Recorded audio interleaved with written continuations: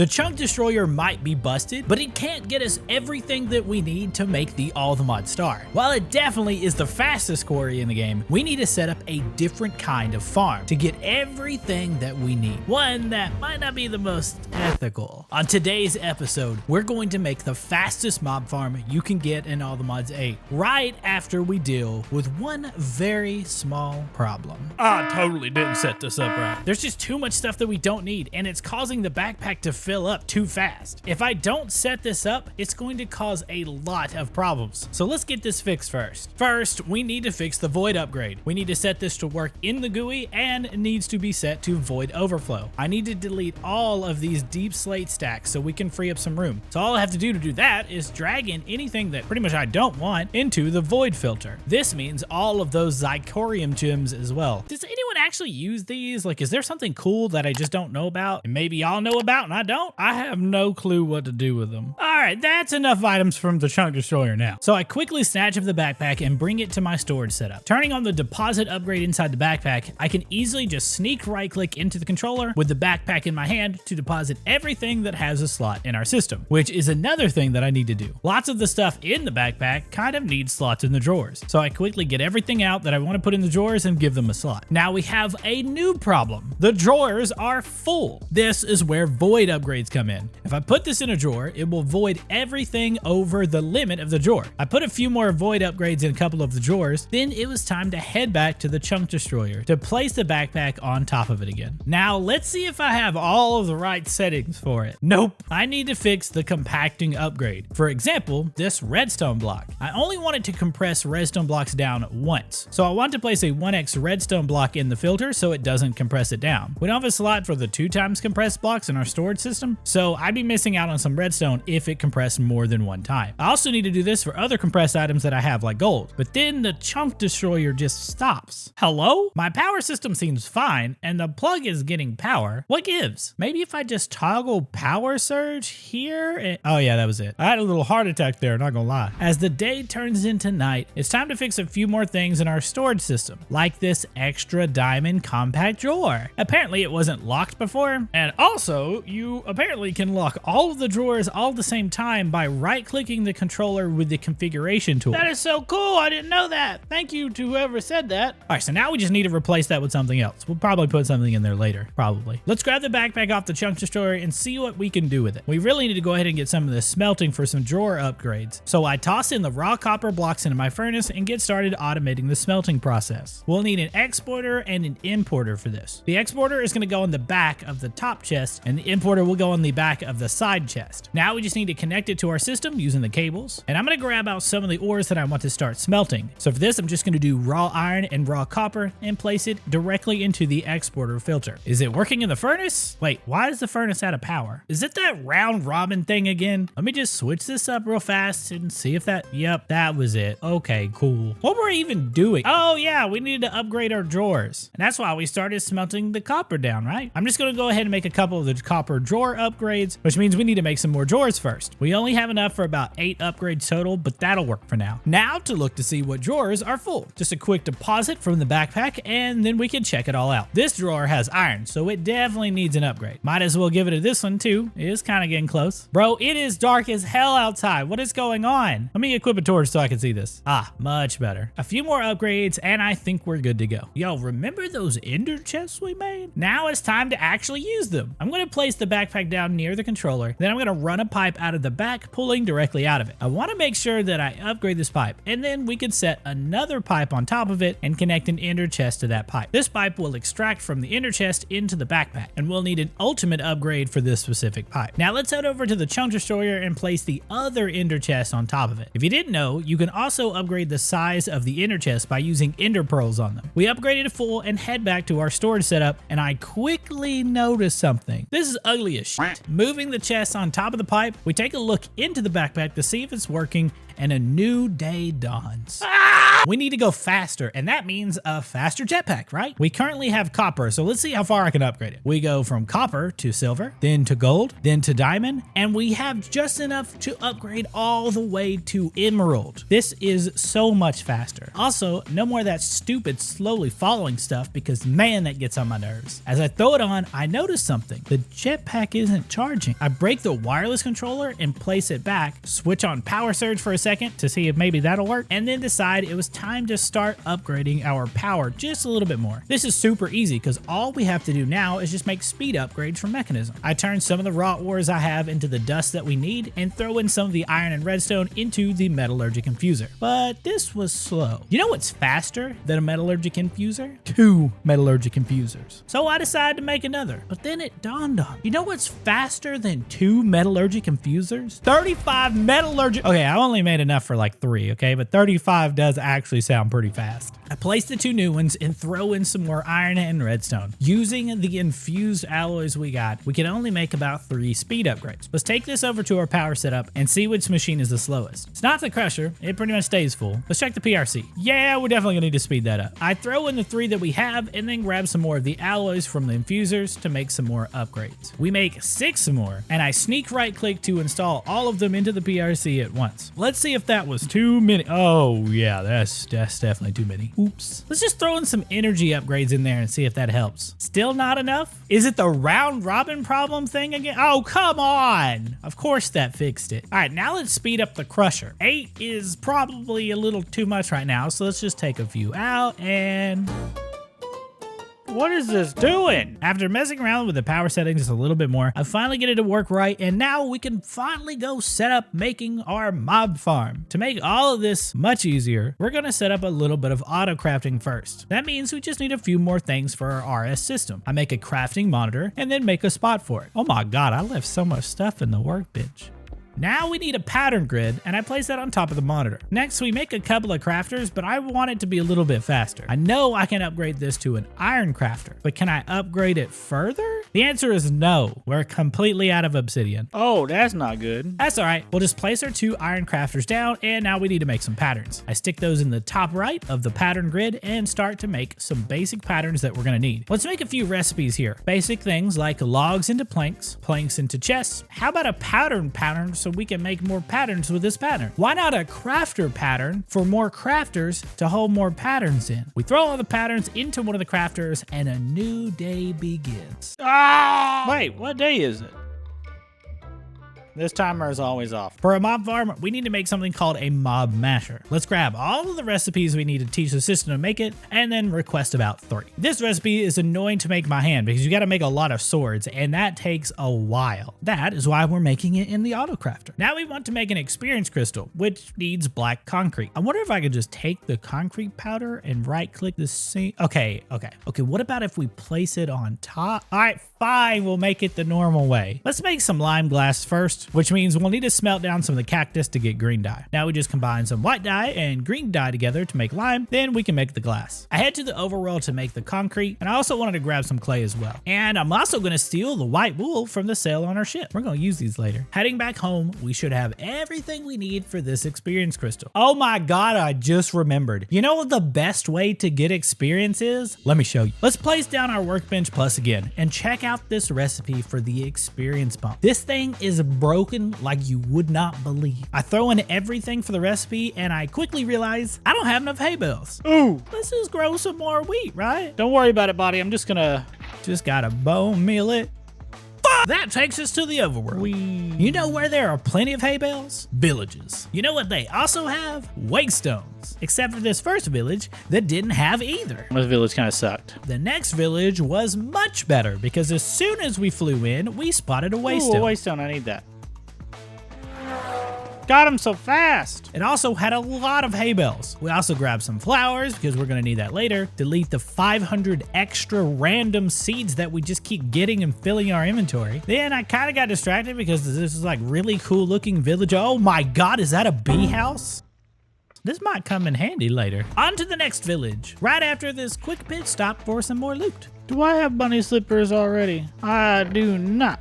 All right, next village. Oh, hello there. Home sweet home. We place in our hay bales, and there it is. Wait, where is it? Hello? Is it in the back? Oh. To place this in the chunk destroyer, we got to convert it into a module first. We place it in the module section and watch the beautiful numbers counting up. Oh, that's gonna be nice. So what do these numbers mean? How do we get experience from it? Easy. Just take the module out, right click with it in the air, and bam. I can easily throw these levels into the crystal, but I don't think I want the crystal here. Wait, did I just destroy all the experience I had in it? Does it break it when I get it? Okay. Visually, it's messed up. That's weird. We need this experience for our mob farm. The crystal makes it easy for us to get essence buckets or buckets of experience or whatever. There's like 15 different buckets of XP. Okay, I'm sorry. All we have to do to get buckets of experience is use the bucket on the crystal and it'll fill it up. We fill up a few of them and now we need to make some mob swabs for us to get some mob DNA. I also want to make me some cursed chicken feet. After making these, let's just see how much experience we've gathered.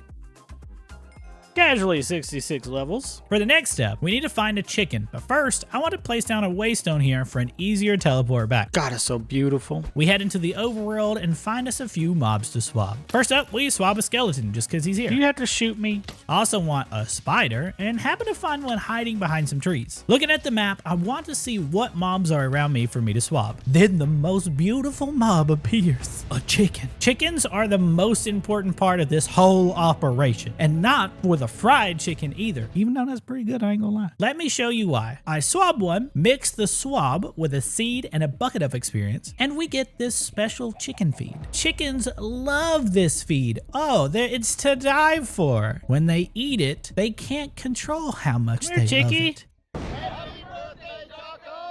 When they blow up, we get the mob egg for the mob that we swapped, which means we got a chicken mob egg. Now we need to feed the other chicken the curse feed that we made too.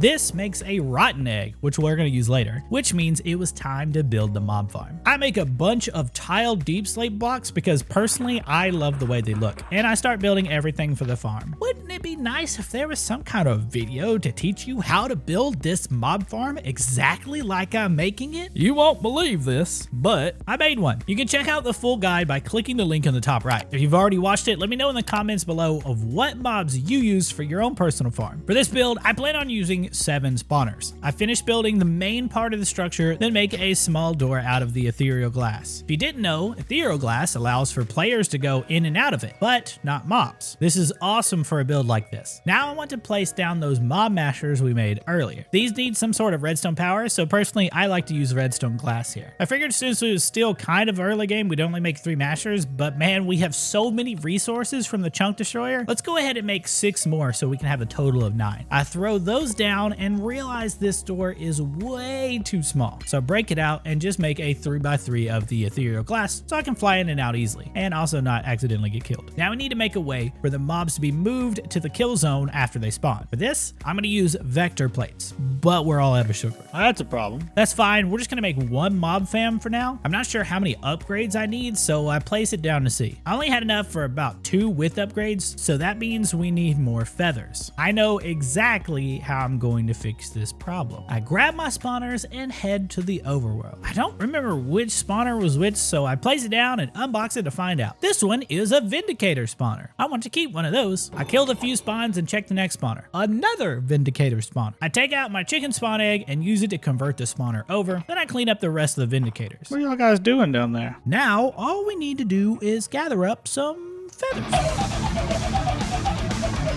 Ooh. That was a lot. After all the chickens kindly gave us all of their feathers, we have enough to make those upgrades. We need 3 total width upgrades and 4 distance upgrades. And that's just enough to push everything to the back of the kill zone. But I forgot one thing, sugar for the vector plates.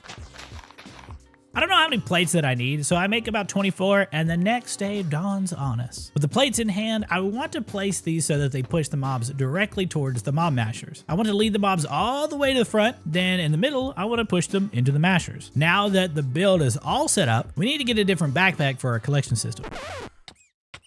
Oh, that hurt. Oh wait, I can teleport with this? I grabbed one of those spare backpacks and upgraded to diamond. Then I placed it on the side of the building. Remember those upgrades we made in the last episode that I said I'll explain later? It's later time o'clock. For this mob farm setup, we need a magnet upgrade to pick up the drops and a tank upgrade so that it picks up the experience that's dropped as well. I need to make one more upgrade, and that's the advanced void upgrade, which needs obsidian that I totally forgot to go grab. Ah, we need obsidian. My ADHD is really bad this episode. Please do not judge me. I flew all the way back to the end portal so we can get back into the end. Y'all remember when Body got set on fire in here? Pepperidge Farm remembers. With our leftover waystone, I placed it down so we can easily teleport back and forth. Now, it was time to mine out this pillar of... Wait! There is a much better way to do this than mining, so let me show you. First, we want to make something called the exchanging gadget. Simple enough, right? We also want to grab some kind of building block that we have a ton of, preferably something that's in your dank because the gadgets can actually pull from them. I chose Cobble Deep Slate. Place the block down and sneak right click it with the gadget. Now we can open up the gadget menu and drag the range all the way up to 15. Now we can just right click on the obsidian with the gadget and voila. Easy enough. Let's just take out a few of these pillars to get some more obsidian. Cool. As we head back home, I noticed the gadget wasn't recharging. What's going on with my power this time? Not cool. Oh, the PRC's full. That's pretty easy. We just got to put a void upgrade in the drawer above it and it's all fixed. Now back to the mob farm. I want to try something new. So many people have told me that dreadful dirt is like the best method for mob farms and it's much better overall. So I kind of want to test out that theory. This means we'll need to block all the light in my mob farm. And the easiest way to do that is by making tinted glass. We make a ton of it, then we just use the exchanging gadget to replace all the regular glass with it. Now we need to replace the ethereal glass in the front with tinted ethereal glass, which means we need amethyst. And all we have is amethyst blocks. So here's another tip. Bust out your handy dandy cutting board. For those who thought I was going to say notebook, Blue's Clues really just hit different, didn't it? With the amethyst blocks in your offhand and a pick in the other, you can right click to place an amethyst block directly on the board, then left click to break it with your pickaxe to get amethyst shards. Beautiful. This allows me to make the tinted ethereal blocks for our new door. Nice. Oh, we were supposed to finish making those upgrades for the backpack. I suck at this. Advanced void upgrade, done. Let's set this up. We're gonna click Works in GUI, set this to void overflow, and then we wanna set the filter to block. Now we can make a diamond stack upgrade and we can finally spawn in some mobs for the farm, right? Nope, we need upgrades for the mob masher. That's easy enough because we just gotta make the recipes in our auto crafter. I just want the sharpness and looting upgrades for now. There's not really a reason to use the rest of them. And so we have 9 mashers and each of them take 10 of each upgrade. So that means we need 90 upgrades of each. So while all that's cooking up, we need to set up our on and off switch for the entire mob farm. For this, I like to use redstone links from Create. These are easy enough to make. Just make some brass ingots, strip some wood, right click the wood with the brass, and that will make casings. Now we can use those to craft the redstone links. One of these goes on the front door and one on the fan in the back. We want to set this one that's on the fan to receive by right clicking it with the Create wrench. And now we just need a lever for the front one because that's our main switch and it will turn on the fan in the back. Now for the moment of truth. Using the rotten egg, we right click the grass in the center of our farm to turn it into dreadful dirt. Oops. I guess they don't spawn in the mining dimension. I probably should have thought about that. That's all right. We just got to set the spawners then. I had a feeling this would happen. We'll just need some more buckets of experience. So why don't we just check on the chunk destroyer to get XP? 90,000 experience. How many levels is that? Oh my God. All right, so we have 169 levels of experience now. I do need another rotten egg to get specific kinds of mobs. So let's just go ahead and make another cursed chicken feed and head back to the overworld. We just got to feed this to a chicken. And now I'm just going to build out a little room beside this spawner. I really don't need this to be perfect. Like I know it's a 5x5, but I really just need a couple of mobs. Right before we use it, another day passes. Except that it went from day 22 to day 25, but says day 23. I really need to get with the mod dev and let them know what is going on. What kind of math is that? We use the egg on the dirt and I was not prepared for it to work instantly. We need to swab a few of these for eggs. We need this slime, this witch. We gotta kill all these guys. Oh, we need that creeper. No!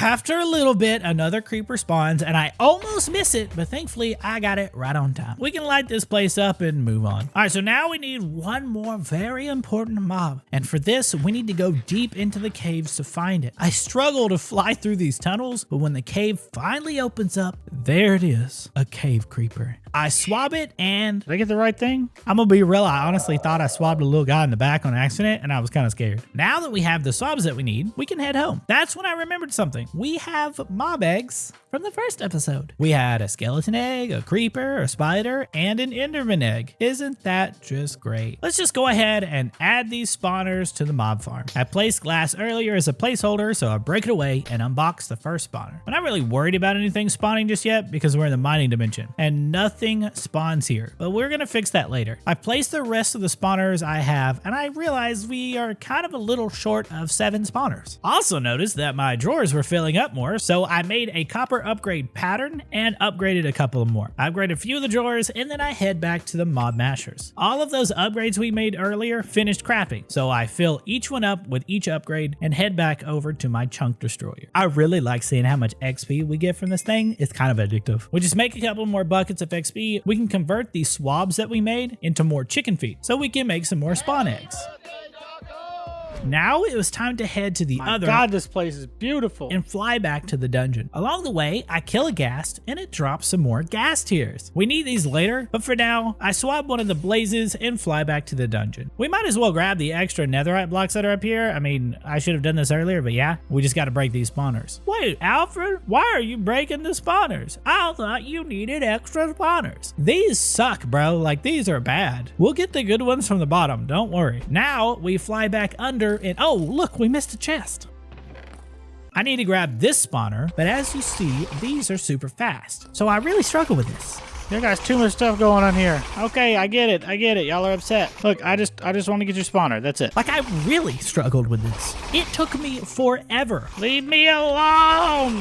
But I finally managed to get 4 more spawners and we head back home. You guys are insufferable. I hope y'all know that. As I go to add things to my storage, another day passes. Looks like it fixed itself though, because we're only on day 24 now, I think. I went ahead and converted the new mob swabs into more chicken feed, fed them to a few more chickens, tell Body he's a good boy, and start placing down the rest of the spawners. Now I need to decide which spawners that I want to convert over. I end up with a skeleton spawner, a cave creeper one, wither skeletons, blaze, evoker, but I eventually changed it to slime right after, an enderman, and a creeper spawner. Everything is set up, but again, nothing is spawning because we're in the mining dimension. The only way to fix this is by giving the spawner a dragon egg, but we only have 1. We can easily get more, but we'll need to resummon the ender dragon a few more times, which means we need more ghast tears. And there is an easy way to get ghast tears. If you didn't know, you can make ghast tears from catalyzing glands. You know what drops these glands? Creepers. So we use the only dragon egg that we have on the creepers and oh my god, please don't blow up. I quickly get out some coarse fruit and use it on the spawner. This disables the AI of the mobs that spawn so they won't attack or blow up or really do anything except for die. I went ahead and used the coarse fruit on the rest of the spawners as well. We need to go ahead and set up redstone control for the spawners, so I make some redstone comparators and I use them on the spawners as well. On the back side of the spawners, I place a redstone link on each of them, then add 2 blocks above so that mobs don't get caught on the row of redstone links. Now we just set all of the links to receive mode using the wrench, and we need to do one more thing. Using nether quartz in our offhand and blaze rods in my main hand, I can reduce the spawn range to 3 with each of these spawners, so mobs won't spawn outside of the farm area. Now everything is ready to go, we just need some more dragon eggs. That means we need some more ghast tears. I make the ghast gate and go to town. Maybe this was a bad idea to be this close. We got so many ghast tears that I went ahead and upgraded the spawners of them. Ghast tears increase the max entities per spawner, so that's pretty nice to have. Now we want to make enough end crystals to kill the dragon 2 more times. Alfred, you have 7 spawners and need 6 eggs. Shouldn't you kill them 6 more times? Let me tell you about my good friend, Hostile Neural Networks. You see, we can get some data on the Ender Dragon to make us dragon eggs using the mod. So I go ahead and make 2 more data models and head back to the end to fight the dragon. I place down the end crystals around the pillar to summon her back in, and then use the 2 models on her to start collecting data by putting them into our deep learner. Now we can test how good good Magic Bane really is. Spoiler alert, it sucks. I couldn't even kill the dragon while she was being healed. That means it sucks. I destroy all the crystals, and I actually almost died doing that. I'm gonna die if I keep that up. Then we got to work killing the dragon. All right, come here, let's talk. It took forever, even after I killed her. Hurry up and die. It was obvious that we needed to upgrade Magic Bane, so I head back to our Chunk Destroyer to check for more experience. I totally don't have a problem, which means we had a total of 222 levels to use. The more enchants that we add to Magic Bane, the stronger it gets. So I add Vorpal, which is really strong, which was pretty expensive. Oh my god. I noticed I had a book for Efficiency 6 as well, so I went ahead and added that to my pick, which is actually like super cheap. Now I want to add Looting 5 to Magic Bane. That's a lot of experience. That drained almost all the experience we had. So let's go back to the Chunk Destroyer and see what that has, right? Oh baby, 71 more levels. I know we don't have enough for Magic Bane because that thing was getting expensive. So let's add Boon of the Earth to my pick. I really should have added the Sharpness 7 we have to Magic Bane first. Because that costs 263 levels now. As I get ready to head back to the end, day 25 begins. Woo! Except I couldn't use the Waystone because I was out of experience, so Chunk Destroyer! Now summon the dragon back and really get to test out Magic Bane. Oh my god, I forgot to totally get the dragon egg from last time. Oh, this is much better. I used the 2 dragon eggs we got on the cave creeper spawner and the skeleton spawner, and then it was time to set up hostile neural networks to get more dragon eggs. For this, I make 2 simulation chambers and 1 loot fabricator, and then we go to start setting them up. The 2 chambers can go beside each other, and the loot fabricator can go behind them. I use ultimate pipes here to pump out the items from the chambers into the loot fabricator. And then I also want to add a couple on top so that it can give power to it as well. I use a point to give it the power, then make some prediction matrices to put them in the sim chambers. Then that should set up everything. But it looks like it isn't getting enough power. Why? Oh, I forgot to upgrade the separator and my melon power setup. Oops. And we also need to upgrade the pipe giving the chambers power with a pipe upgrade. Now it's all working. I swear to god, if my power has any more problems, the chambers will run a simulation on the dragon to give us loot. And if it succeeds, we get a dragon prediction. If it fails, it will give us this. I don't want the system to back up with those, so I make a jar just for those predictions and connect it to a pipe. Let's check out the loot fabricator. Oh look, we got one. Now we just got to choose the dragon egg and bam. I make a few more prediction matrices and we finally get a few more dragon eggs that we can use to upgrade the rest of our spawners. I also need to move the ender inhib that we made before so that the endermen don't teleport away in our setup. For this setup, I actually need 2, so I made another and stuck it on the backside of the farm. You know, how's the loot from this farm looking? Beautiful. In the void upgrade, I want to put the items that I want to keep inside of the filter to keep them from being deleted. I've got one more thing I want to do with this, but I went and grabbed the final dragon egg and used it on the last spawner we needed to upgrade. Now we should have a lot more loot coming in, so I connected the backpack that's collecting all of the loot to the drawer controller from our storage setup. This pipe needs to be really fast, so we make an ultimate pipe upgrade for it and add it in. This should clean up the backpack for us. I noticed a few more items that need to be added to the drawers, so I went ahead and made a spot for them as well. The spawners were also very loud and annoying, so I used wool on each of them and that will make them all silent. Since we're upgrading spawners, I grabbed out some sugar and started growing one of the brown mushrooms we had in the botany pot. It grows on stone, by the way. Sugar decreases the minimum spawn delay of the spawners, so I upgrade all the spawners that I can to max. Next up, I make some clocks to decrease the max spawn delay of the spawners. And since we grabbed the fast spawners to begin with, it doesn't take a whole lot for us to upgrade everything to max. And with that, we have a super fast mob farm for all of our mob farm needs. Isn't it just beautiful? Ooh. On the end of the 25th day. And this wraps it up for this episode. Guys, if you're enjoying the series, make sure to hit that like and sub button. And as always, thank you guys so much for watching. And until next time, bye! Bye! Really, buddy?